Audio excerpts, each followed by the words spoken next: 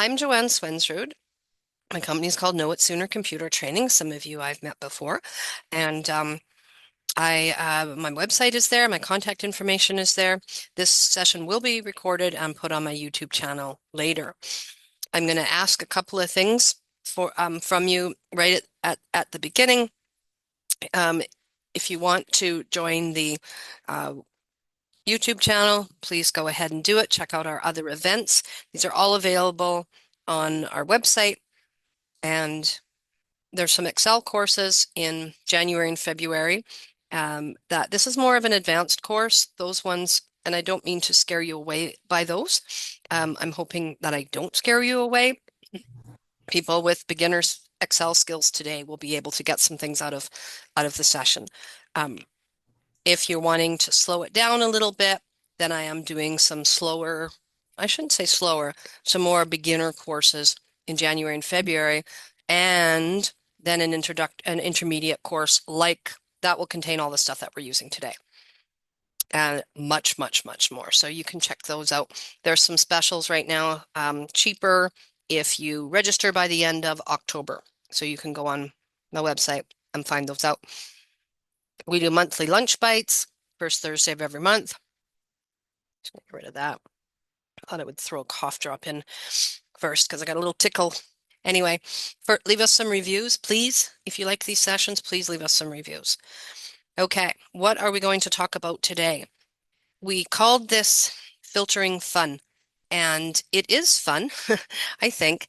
I'm going to introduce you to something in Excel that I call the everything in one sheet. So how many of you have multiple worksheets in your workbook? I'll give some ideas. I've got my chat open on the side here. I'd love to hear from you, your comments throughout the course. If anybody I'll stop every once in a while and say any questions, and you can take yourself off mute. Please leave yourself on mute for the course. There's lots of times background noise and that kind of thing comes up. So we'll talk about tables and filtering. We need to talk about tables in order to get the filtering really, really working well. Okay, so yes, multiple sheets, June. How many do you think you have?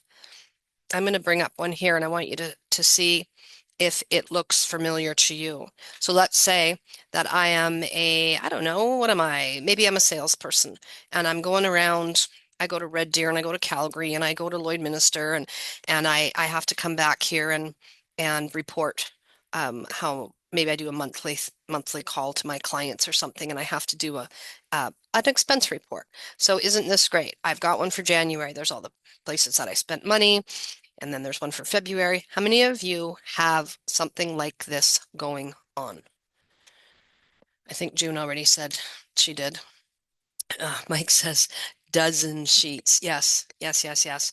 And does anybody know how many sheets you're allowed to have down there? In the old days of Excel, it used to only be 255. Only? What? 255 sheets. How would you even work with that? And I have a whole section in one of my courses that talks about how to work with these, how you can take one and hold the control key down and drag it, and voila, there's a second sheet, right? There's really cool ways of copying and stuff like that. But I'm not going to talk about anything like that today because I want to know from you, how would you know for the whole year how much you spent or expensed out or whatever. So $557 in January, February is 915, March, blah, blah, blah. How would you even know that? So sometimes people have this really fancy sheet called a summary sheet and they're linking and stuff like that. Well, what would you even link here? Would you be able to link cell D10? Yeah, you can do that. And I show you how to do that in my class. Like I say, I don't like showing people. But then what happens when you get to one and it's not D10 anymore, it's D11? Right? Because there's an extra thing in it. Oh, now that got rid of that extra line and now it's back to D10. Oh, and there's D11 again. I bet you there's some D12s in here and so on. So this is kind of the old traditional way of organizing. And there's not a lot wrong with it if it works for you. However, the way that I'm going to show you is it might be a lot more flexible for you. So you might be able to work better with it. You might be able to get more information out of it. It's going to be a lot easier. For example, what would happen if you said, uh-oh, this Walmart, it wasn't January, it was February. What would you have to do? You'd have to select it, you'd have to cut it, you'd have to go to February, you'd have to paste it. What if there's no room? What if you paste it and the total doesn't work? What do you need to do if you want to insert a row here? Gee, I have four more to do here. You have to insert rows. You have to make sure your formulas work, that kind of thing. So I want to show you today about putting all of your information on one sheet and then use filtering to get this kind of information out of it. Now there's another whole half of this, and that half is then to get summary reports. Now, we won't have time probably today to talk about that, and that's pivot tables. We are doing that session in November. I think it's the very last one, it's the 29th or something like that. So play with filtering until then, come back on the 29th and learn about pivot tables. Okay. So that's kind of where we're going with that, is that we don't want to, and then what happens at the end of the year? Oh, well, you do a save as, and then what do you do with all of this? You have to clean it out, maybe leave the subtotals or the totals and the GST because those are formulas, right? Leave those in there. And then you just, it's just not a very good scene. What are some other ways that you have seen organized? Things that are organized. Maybe in this case, there's not a whole lot of options, but maybe by vendor. So you have one for Edo Japan, you have one for Boston Pizza, you have one for 7-Eleven. What if those were your clients, right? And these are sales or something like that, right? Maybe you have that going on. Maybe you have them per year. Maybe you have them per quarter. Whatever it is, I'm going to introduce you to the idea of having it all in one. So I'm going to bring up a spreadsheet here. And if anyone's interested in kind of playing along with these, let me know and I can throw the spreadsheet. Actually, I'm just going to do it because I don't want you to this guy. So this is the one that we're going to work on. I'm going to put it in the chat. Now you don't have to play along with me if you don't want to, but I know that some of you are probably just itching to just not just sit there, but to practice with me. So keep me on one screen maybe, or half the screen, keep my Excel, and then do it on your own if you want. You certainly don't have to. So I've opened this one up. It's in the chat. Hopefully everybody got that if you're interested. Oh, I think I just sent it to Mike because for some reason it was just Mike. Where's my everybody meeting group chat? That's probably it. Sorry. This is something I can't do ahead of time, which kind of bugs me about Zoom sometimes. Okay, there you go. So hopefully you all got that. If you want, you can open it up. Yes? Did that work? Okay. All right, so what I've got here, don't worry about the top few lines yet. I've got a lot of data. And you can see here, it is in a chronological order. There's 2017, there's 2018, and so on. If I go down like 1,000 or so rows, then you can see that I've got some 2024 stuff. So what's happening here is I just go to the next line and I just continue typing. I type and I type and I type and I type.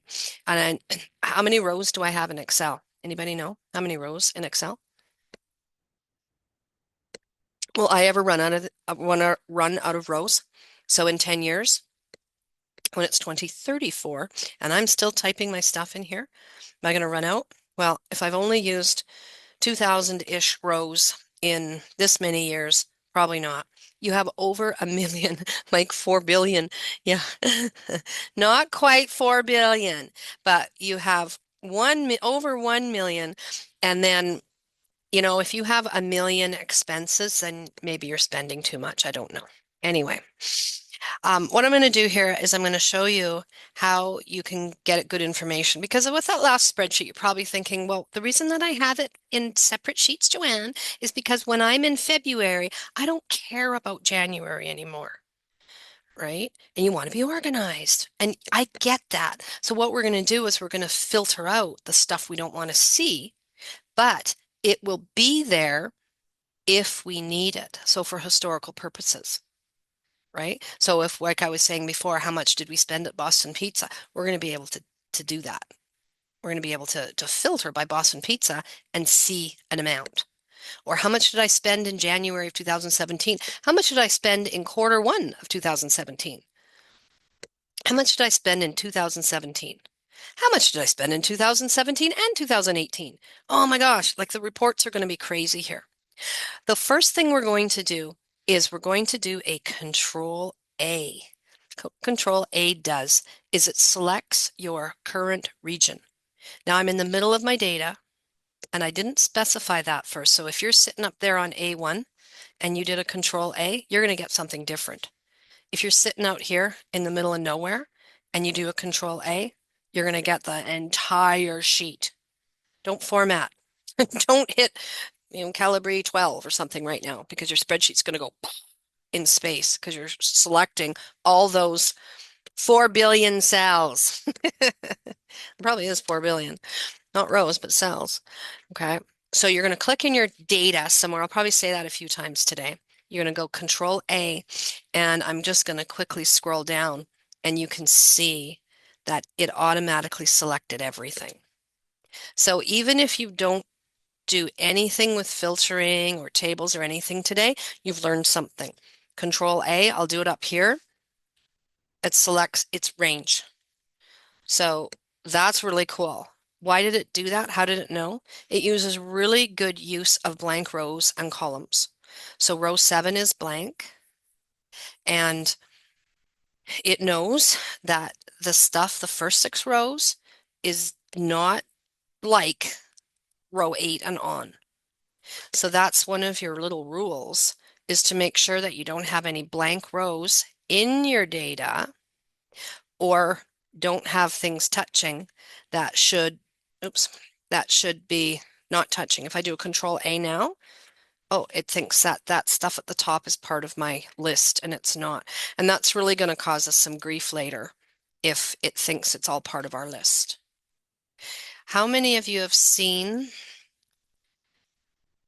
or have stuff like this where you have your headings? Maybe I'll make that a little bigger. You have your headings, and then you have a nice blank row, and then you have your first row of data. I bet there's some of those spreadsheets out there. Know why? Well, because it looks better, Joanne. That is going to mess it up a little bit. When I do a Control A, it's not getting those header rows.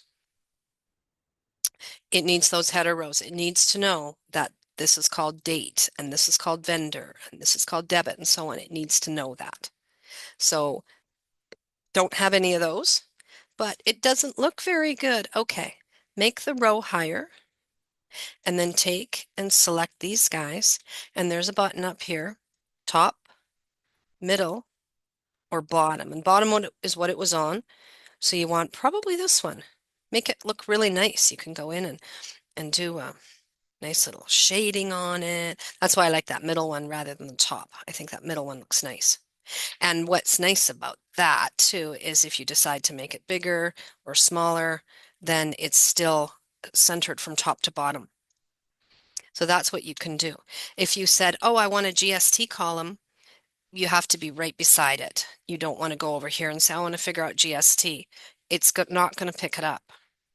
So you want to have that in your little list as well. So Control A.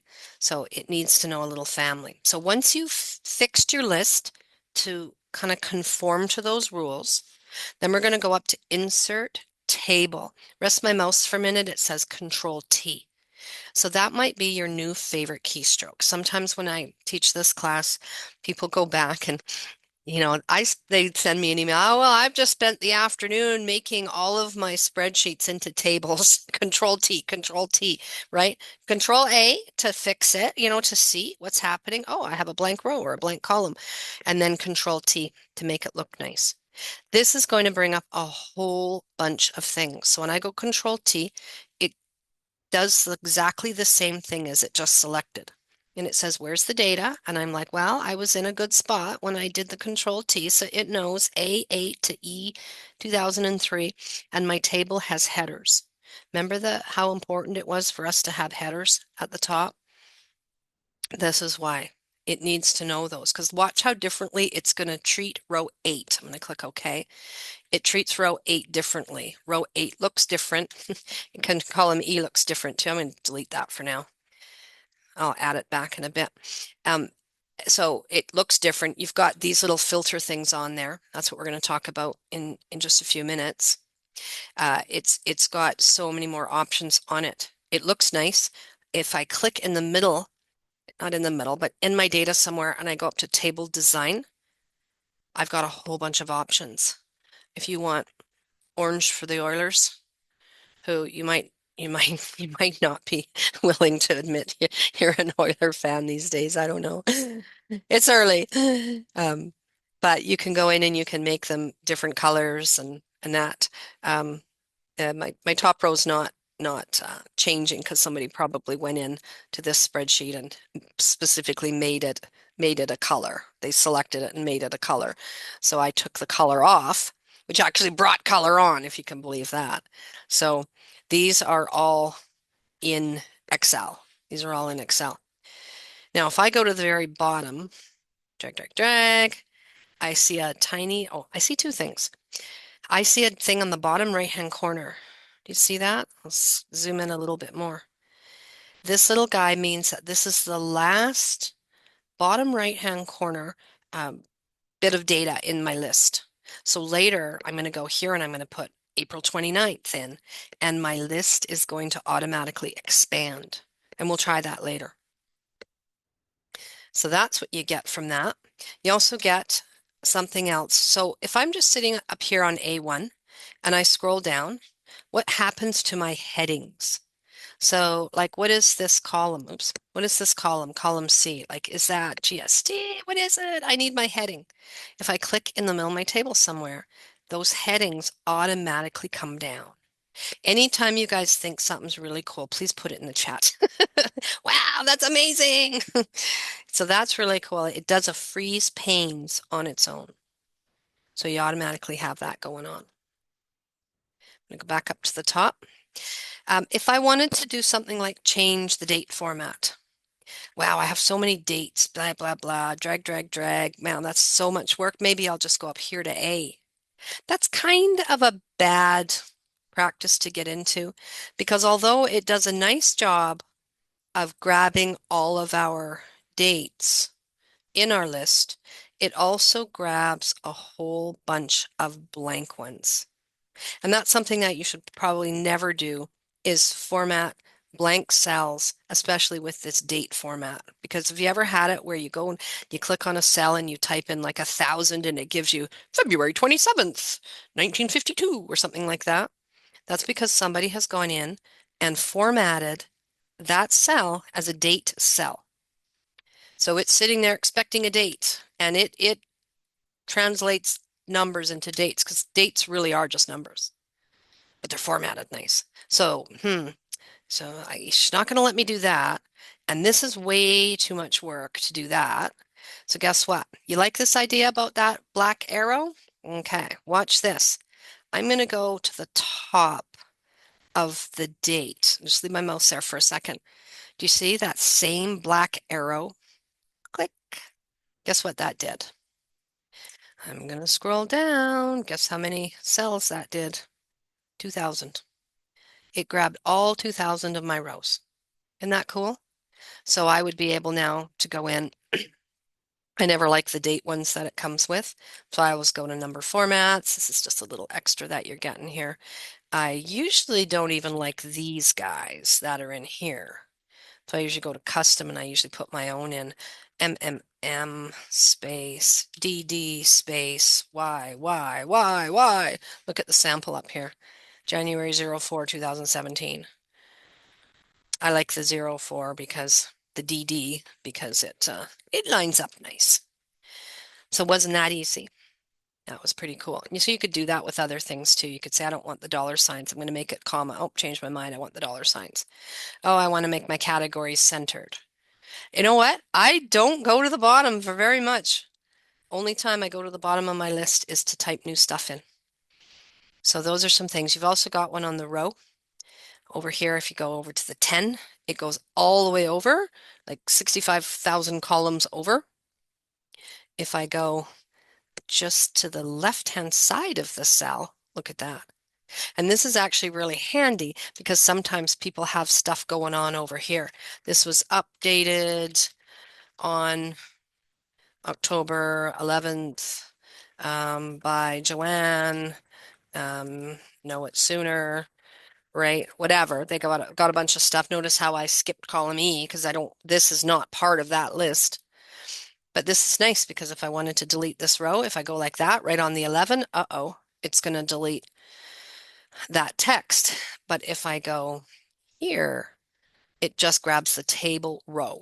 That's what it's called, a table row or a table column versus a worksheet row or a worksheet column. Isn't that cool? How many of you have had that where you've deleted something and all of a sudden you're like, oh, how come? How come that got rid of that? I don't remember going over here and deleting that.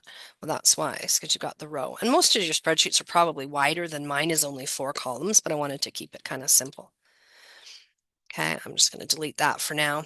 So I want to show you two more things about a table, and then we're going to start with the filtering because that's really what this is about. So here I would love to have a GST column. Maybe it should be beside debit, but whatever. GST, I'm just going to type it. Remember, it was a nice white cell before. I type GST and look what happens. Because I was right next to the last table column, it knows that I want this to be expanded to the right. And then total, there we go. Isn't that beautiful? So if I go over here and type bonus, whatever, it doesn't make sense on this one, bonus, but it doesn't work. If I go right next to it, it's like it expands it. It's going to do the same thing when I get down below. So I wanted to show you, it's the last thing I'll show you about a table, the GST. I want to take this $2 and multiply it by 5%. I don't want to type in the 5% just in case that ever changed. So I usually go somewhere 5%, and I always make that 2 decimal places just in case it goes to 5.25 or maybe I'm splitting it 2.5 or something like that. I'm going to go here to my GST. I'm going to go equals, and I'm going to click on the debit, and it looks different. How many of you expected it to say C9? There's not many formulas we're going to do today. So debit, it's going to take whatever's in the debit column times, and I'm going to go up here, and I could have typed 5% in, but I wanted it to be able to have some flexibility later. And here's what you need to press F4 here in order for it to stay looking at H2. And if you're not familiar with that, then you might be a good one for a good candidate for my Excel basic class that I'm running at the end of January. But anyway, watch this when I press enter. Boom. It copies the formula all the way down. In the old days, you would have had to type it in and then you would have had to drag it down, which is okay. I mean, it works pretty good, or copy and paste or something like that. So this, I'm going to do it on here, equals the debit plus the GST. And doesn't that formula look nice now? Who cares what, if it's C9 or D9 or whatever, who cares? Debit plus GST. Boom, done. Uh-oh. Need to go up here and make my column a little bit bigger. Good. Okay.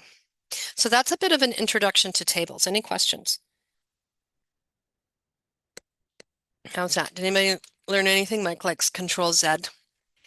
Tells me you mess up once in a while like the rest of us. Okay. One more time. What part, Donna? What part do you want me to repeat? Just that last process where you clicked on something up there to get your H2. Okay. So I'm going to I'm go. gonna one little step, I think. Yeah. So for the GST, I want to go Yeah, equals. I'm going to take yeah. my $2 just till I Yeah. just clicked on. I'm going to go times, and I'm going to go up here and click on the eight on H2, the 5. Now I did add something else, and I'll show you why I'm going to show you what happens if I don't add it, because there might be some people that aren't familiar with that. I'm going to go H2. I'm going to press enter.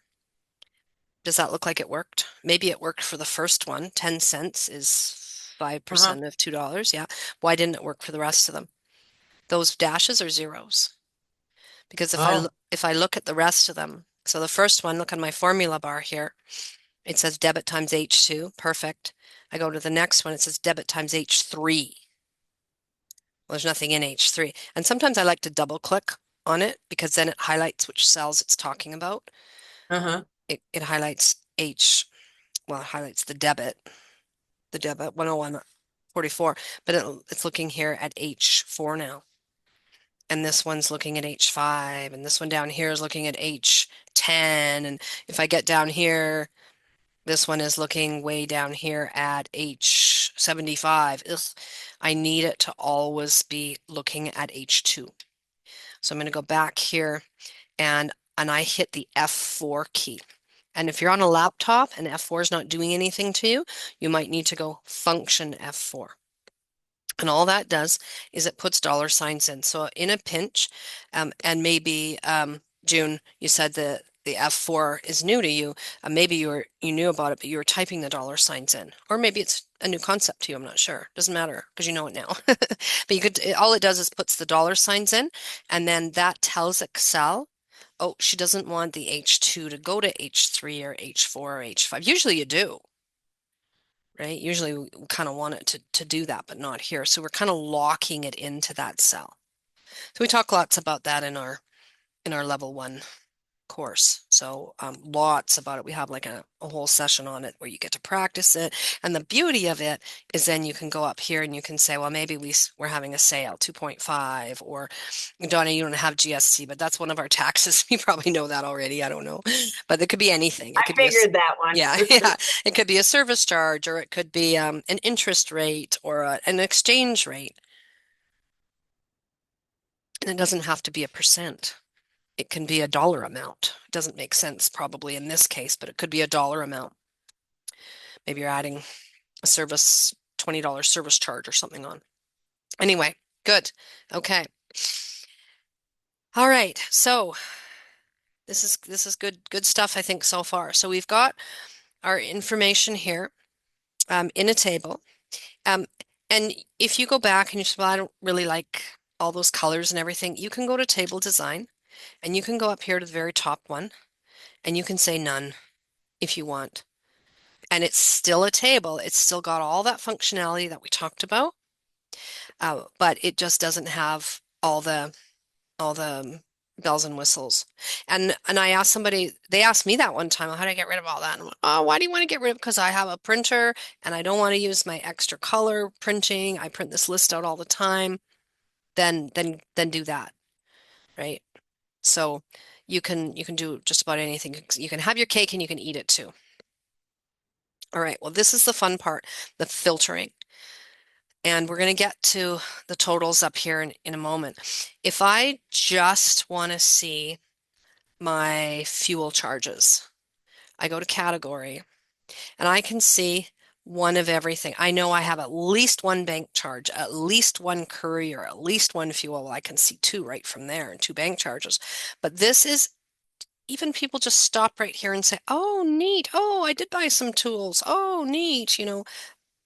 My phone bill's in here. It looks down 2,000 rows and tells you you have at least one of each of these things. So if you're looking for something, this is often quicker than a search or a find. It's just looking at it and it just goes straight down into there and looks. I'm going to say I don't want to see everything right now. I only want to see fuel. So you take everything off and then you just add back fuel. And then it just lists all the fuel.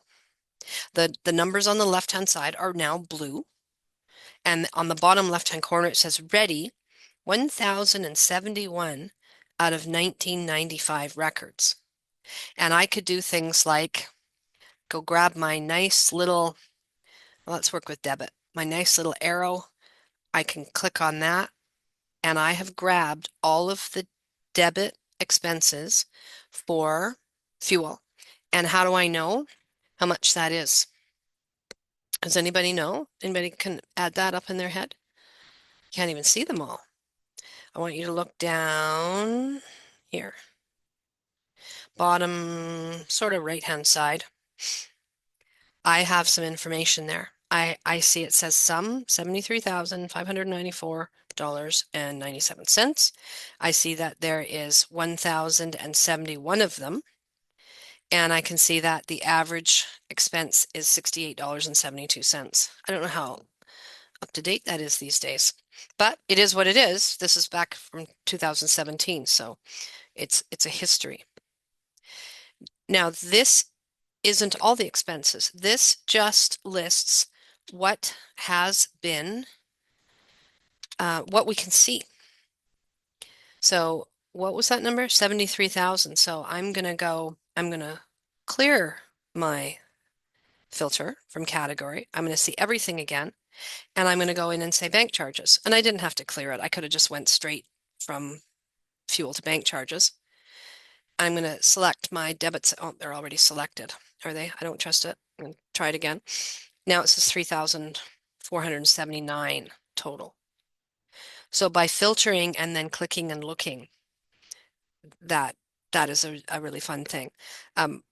We're going to add those numbers up here, or we're going to put those numbers up here because you're not going. What are you going to do with that number when it's down there? You're going to write it down. Okay, boss, the total was 3,400. You're not going to do that.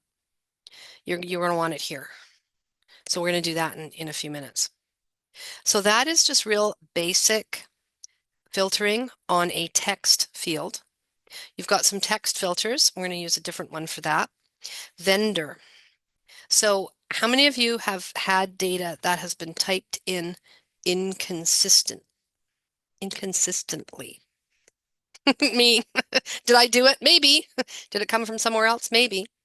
And this particular spreadsheet is a download from a bank account. So I think it's TD Canada Trust. You can hit download and you can download your yearly expenses or something like that.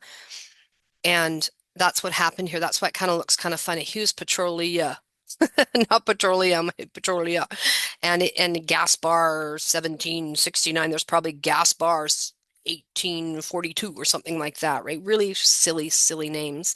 I'm going to go to my vendor and just sit there for a second and look at some of these things. Bonnie Velasco, bumper to bumper. I could fix that one. But then you're going to get some really inconsistent ones. Like you see Esso again. So you saw Esso up there, Capilano Esso, and then you see Esso again. And then, okay, there's those gas bar ones, right? Oh, Highway 16. Okay, those are probably two different places, right? Do you see what I'm getting at? Look at this Husky. Oh, look at all the Huskies. That's a great example. So do we really care? And maybe I want to know how much we spend at Husky. So, what would I have to do here? I'd have to unselect. I'd have to scroll down. I could go right to the H's, I guess. But what if it said Edson Husky, right? It's not going to be in the H's. So I could go here, and I'll show you in a second how to kind of get out of that, right? Is there any, there's a bunch of Essos like that. I'll just do Husky. Let's just say that Husky's all good. Oh, WCB, look at all those ones. Okay, so there's all the Huskies. And how can we make them all consistent? So I'm at the top one. That's good, right? Now this is all in preparation for running reports later. Can you imagine if you submitted this and it said Husky 50th Street, you spent this much. Husky West Side, you spent that much. Who cares? Just Husky. Maybe you care, but maybe you don't care. So I'm going to fix the first one. Husky, I'm just going to make it Husky. And it's not going to automatically change the rest of them.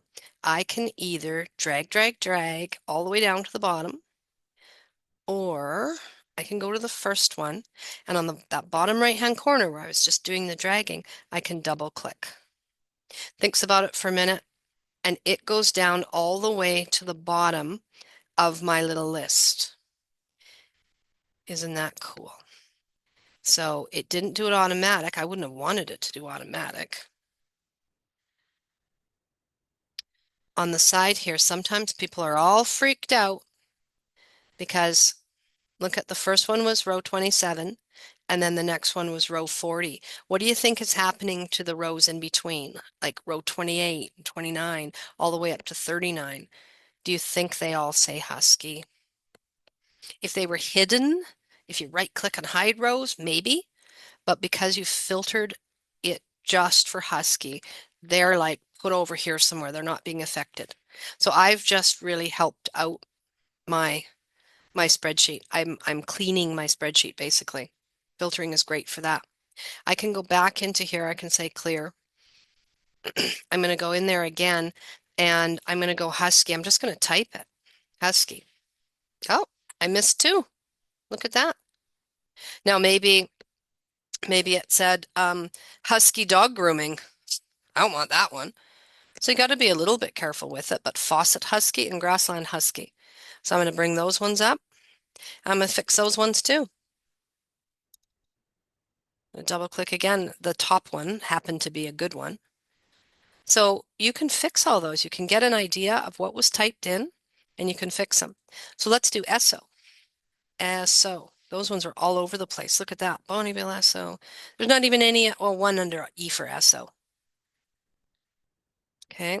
I'm just going to go to this one and fix it. I'm just going to type over it. It's going to be faster than fixing all that. Esso, double click. It's done. So that's going to be much easier now that they're all considered the same. Does that make sense? There's other filtering that you can do besides working with this list, and it's text filters. So you could say, I don't want SO. Or I don't usually use begins with and ends with here. But that would be something like if you wanted it like just the E for SO. Begins with SO. Sorry, begins with E, ends with E. I don't even know that one even wouldn't be that consistent. Custom filters. Okay, contains is if SO is in there anywhere, and that's exactly the same thing as what we did here when we typed it in. So I don't use the text filters too much. I use the other ones quite a bit though. So that's a little bit about text filters. Dates we're going to get to. Dates are my favorite thing, and that's why we have them all in one list. We don't have them out there. So the next one, right before that, we're going to go to debit. Now debit is your numbers. So you can see here, oh, I want to know everything that's over $500. Okay, well, $1, $1.50. Okay, we're getting up there. Maybe 500 is, oh, 500 is not too bad. There's only two. What if I had said 100? 100? What? Click, click, click, click, click, click, click, click. No, no, no, no, no. Never, ever. Number filters, greater than or greater than or equal to. So in other words, if I said over 100, do I actually mean 100 or not? Does it have to be over? So for example, when we work a 40-hour week, what's considered overtime? Over 40. Maybe you're 37 and a half or something. Let's just say that you're working somewhere and it's 40 hours. So you would say greater than 40. You wouldn't say greater than or equal to 40. So in this case, I don't know, greater than or equal, sure. And we'll say 100. And you can see here that you can also put kind of a cap on it. You can say, and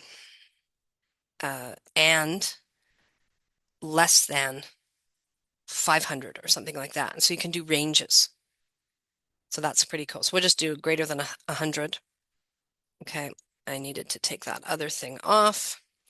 So we're going to say greater than or equal to 100. And there you go. So now you've got all the things that are $100 or more. If there was anything that was exactly 100, it would have shown up here. Cool, hey? Yeah. Other ones there, number filters. We have top 10, and it doesn't have to be 10, and it doesn't have to be top. We could say, what was our bottom 50? You can change the items to percent, right? What's our bottom 50% of what we're spending our money on or whatever. So these are all our cheapest ones. It might be more than 50 because there's probably a lot of things that are exactly the same cost. So this is really good if you're doing any kind of performance stuff, or maybe you're looking at something. So some of you might, maybe you have, I saw a spreadsheet the other day that it was for a musician, and they had the date of the gig, they had who it was for, they had the time, start time, they had end time, they had the number of hours, and then they had the cost or the rate, the fee, whatever, how much you're charging. And so you could go in here and you could say, what were my best 5 gigs this year? And when we get to the date part, you're going to see that right now it's looking at all 2000 records. But when we filter it one more time to this month or this whatever, then you're going to see that. So again, keep everything in one sheet for that purpose. So numbers are pretty cool. And then we've got the dates. So how many years do we have in here? We got 2017 to 2024. Wow. So we're going to go to date. And how many of you expected like every single date to show up like January 4th, 2017, January 6th, 2017, January 8th? No, no, no, no, no. If it likes the way that you've typed it in, it's going to group them. So this is what I was talking about before. I don't care about 2017 anymore. I only care about this year, 2024, or maybe last year or whatever. If I click on oh, I'm just going to do that. There's all the 2024s. And you're like, yeah, well, my data's out of date. I must have updated this in April. I'm ready to type May in. I don't care about April. Okay, then go in and get rid of them, right? I get rid of them all. Well, if you get rid of them all, then well, you should maybe just keep April. What if it happens if you get rid of them all? I think you get everything. You don't, it doesn't even let you do anything. You have to pick something. Maybe type the first one in first, 5/1. You don't need to type the year in if it's the current year. Okay. And look what happened on the bottom right-hand corner.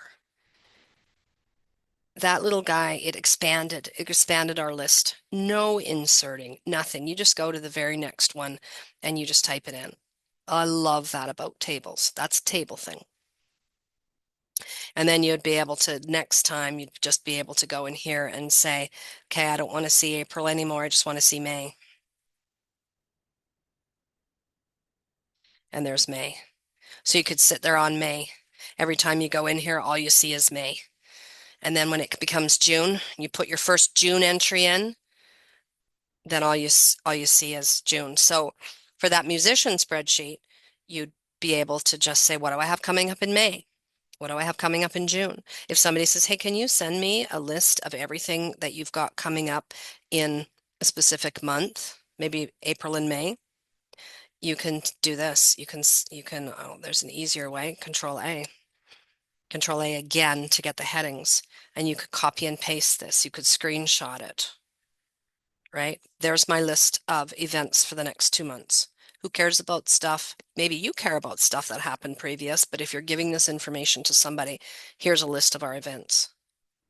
And this is why we want to keep everything in one sheet.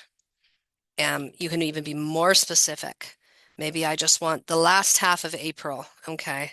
Well, there's date filters that you can go in and say from April 16th on or whatever, but you could also get a really good idea. Oh, there was nothing that was on the 15th. Oh, I thought there was. Maybe there's an error. I'm going to bring up the 14th and 16th just to see if one of those should be the 15th. Oh, yeah, there's an error, blah, blah, blah. Yeah, cool. Yeah. So who likes the date stuff? Have I convinced anybody to not have the January, February, March, or the one sheet for 2017, one for 2018, and that kind of thing? I'm going to finish off here in a just a couple minutes on having it add for you. Okay.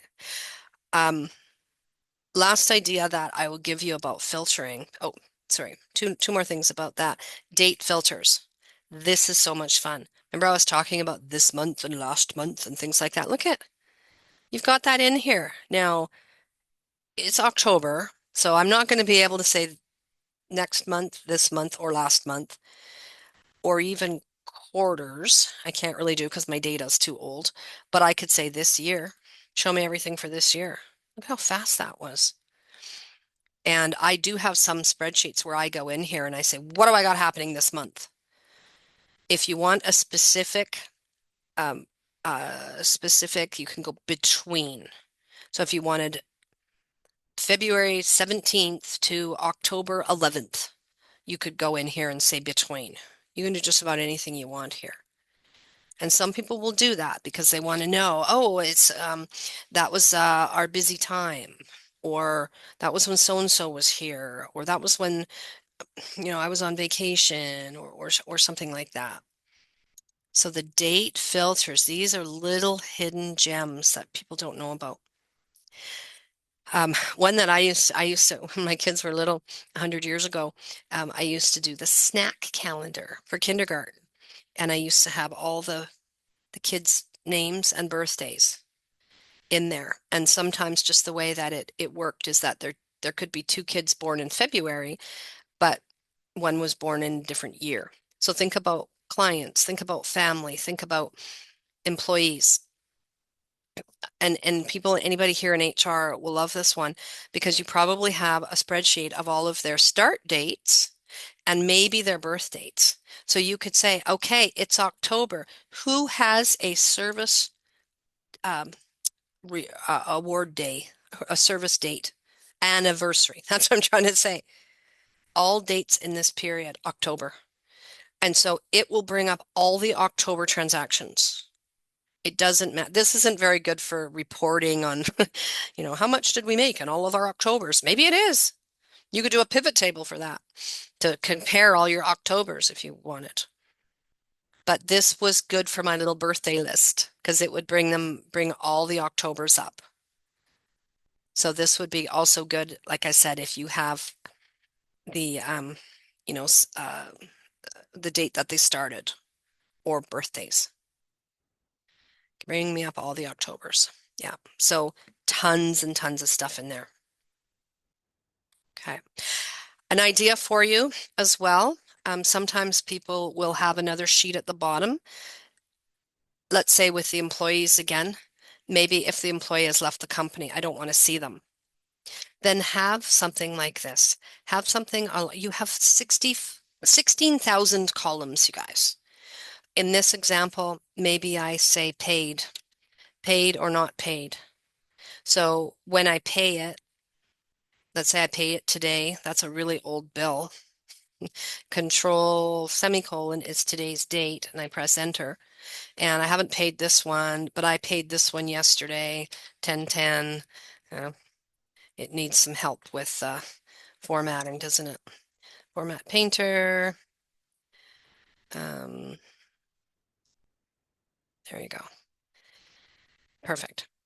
Okay, I just borrowed the board from over there, right? So in other words, let's say that I don't like saying yes and no. I like saying the date if something was paid.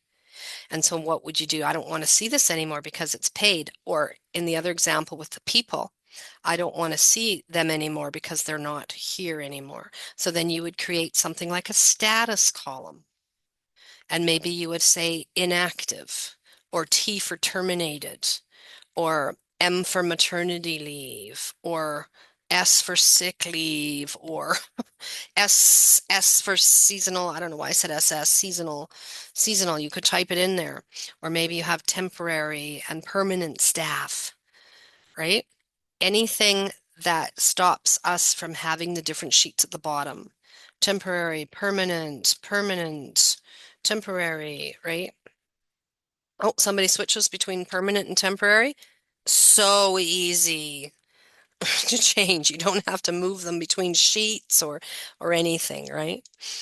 So that's a little example for that. And then you would simply just say, hey, I want to see all my permanent staff. Okay, now I want to see all my temporary staff, right? Rather than going and getting them out of, from different sheets, because there will be a time when you want to see everybody together. And the same thing, what bills have I not paid? What's going to tell me that a bill hasn't been paid?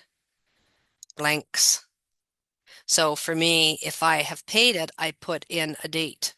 And who cares about the dates right now? I want to know all the blanks. These are all of my unpaid bills, let's just say.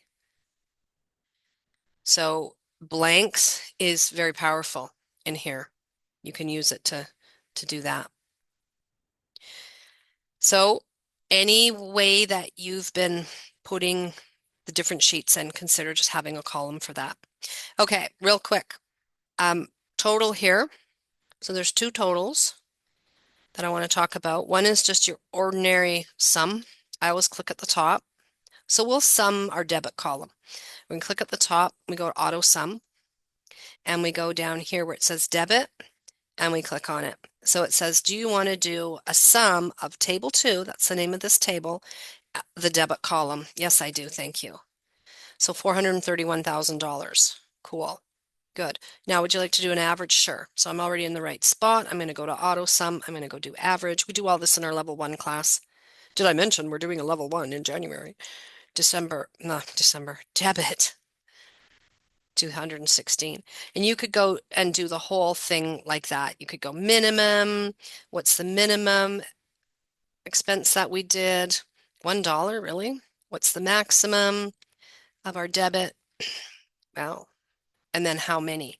How many expenses did we have? So it was kind of like the numbers at the bottom that we saw earlier. So count numbers. If we did this, if it was just the debit, it says, well, there was 1,995 expenses. But what if some of them we didn't know the expenses and they were blanked out? Maybe we wouldn't want it looking at expenses, right? The debit. Maybe we want the vendor. So or the date. Let's go vendor. So if we go auto sum, count numbers, and we go vendor. So in other words, this Hughes Petroleum that has nothing beside it, I want it counted. So I better not say count all the debits because it's blank. I would say count the vendor. But guess what? It doesn't work because it's not a number. So we got to go up here where it says count. We just make it count A. All right. And so count A means counted, it's text. Count, it's alphanumeric. Counted if it's not blank. So you have to kind of decide what your most reliable column is. What do you want it counted if it's not there? Like, do I want these 4 counted or not? No, I don't want them counted. Okay, then I should have said count the debit column.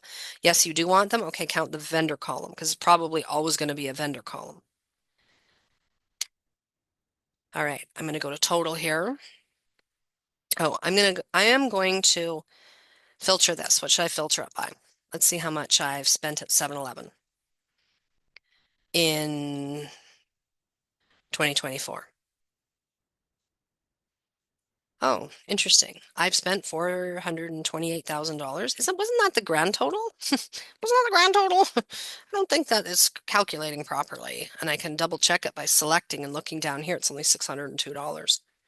The sum and the minimums and the maximums, all those that I just did, it looks at the entire list, the entire list. And some people hate that. And I hated that at first as well. But what we want to do is we always want to maintain that is the overall amount. You might want that. You might want to compare the overall amount to whatever you have filtered by. And then you can do some other formulas. You can do percentages. You can just compare. So I'm going to go here and I'm going to go filtered. So here's what you have to do. So I've left it on filter. That's okay. You don't go up here to your sum and your average. You go to where you want it to go and you go into this little FX button. Everybody see that little FX button? There's a little FX button. You click on that and you look for something called subtotal. Now I have it here because I just actually did this class a few days ago and was showing some people. I go all, if you don't have it, and then you can click on one of them and you can just start typing subtotal. And there it is. And it asks for two things. It asks, what do you want to do? And what do you want to do it to? So this is the kind of the confusing part. The function number means, do you want a sum or average or minimum or maximum? I'm going to click on help on this function. because it'll tell us all of the numbers that are possible. So 1, 2, 3, all the way down to 11. We won't do them all today. 1 is an average. What did we want? We wanted a total. We wanted a sum. So that is number 9. Okay. I'm going to bring Excel back up. This guy. Function number 9. You can't type the word sum in. I've tried. Every time there's a new version of Excel, I go in here and I try to type it in and just reference 1 is what? Debit or whatever you want. Comes up here and it says 602. Yay. 602. How can I verify that? Down at the bottom, 602.94. If I go and I say something else, okay, what about last year? It changes. So now it'll change. This one doesn't. So then you could go here and you could do a little equals this guy divided by this guy and then make it a percentage. So I know that my fuel expenses in 2023 were 0.34 of my overall my overall expenses, not even fuel expenses. That's kind of a silly number. But if I, yeah, whatever you want to do here. Is that not just fuel? It is just fuel. Oh, sorry, it's 7-Eleven. There. So 2023 was 8.96% of my overall expenses. I have quite a few in there. So you can see I must have had some really a lot bigger years. So 38,000. So you'd be able to do that all the way down. You'd be able to go subtotal. And now I can go to most recently used because I already used subtotal. It's going to be in there. And then I happen to know that average is a 1 because A for average, it goes on alphabetical order. And then it's the debit column again. So my average is 211. So you can compare. Well, my average is $211 compared to the overall average of 215. And then you can do something cool like conditional formatting and say if this number is less than that number, then make it red or something. Minimum, subtotal again. I think it's a 4. No, it's a 5, I think. And debit. Yes, because I can see it here. It says formula result is 1. Sometimes we do a little guesswork. Maximum, subtotal again. It's hard not to go up there and grab maximum, isn't it? That's a 4. And again, help on this function. I've done this 187,000 times, so I'm pretty good at remembering the numbers. But not always. You can always hit help on this function to find out. So function number, see, this is the one I can't remember.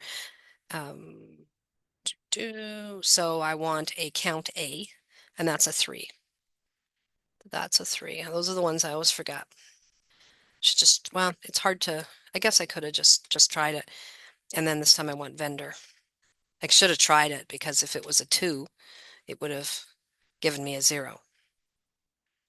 So I love this screen. A lot of people that maybe they've been self-taught, and which is fine, but they're always like equals and typing it all in, and then they get stuck sometimes because they don't know what it's expecting or asking for.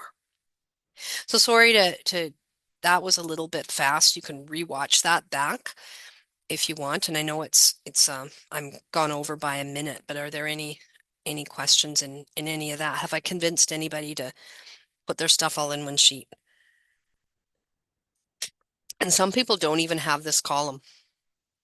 They just have this one. They wouldn't call it filtered then. They just have that because who cares? Who cares what the overall is? Whatever I'm looking at is 38,000. What was my phone bill in 2023? My accountant asks. Oh, I guess there was only one. This isn't really good data. How much have I spent overall on my phone bill? There you go. Only once a year. That's pretty cheap. Okay, let's pick a different one. Bank charges. Got lots of them in 2024. I just love the flexibility. of it. There you go. So 1 month I spent $25 on bank charges. Then another month I only spent $1.50. Cool. So doesn't matter here about those overall ones. How can you copy a spreadsheet on the internet copy from a spreadsheet on the internet to start one?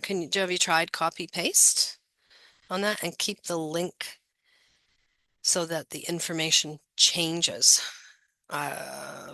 That is a little bit more involved. Does not have a lot to do with the filtering idea, but it's in here. You would go in and be in here somewhere. Yeah, online services or something like that. I've done it. I've done it with exchange rates, actually. I'd have to look that up more, but it's in here. Probably a quick Google search, they'd tell you. Oh, here we go, from web. There you go. So it was probably going to ask you for a URL on that. What kind of website is that, Colette? NHL. Yeah.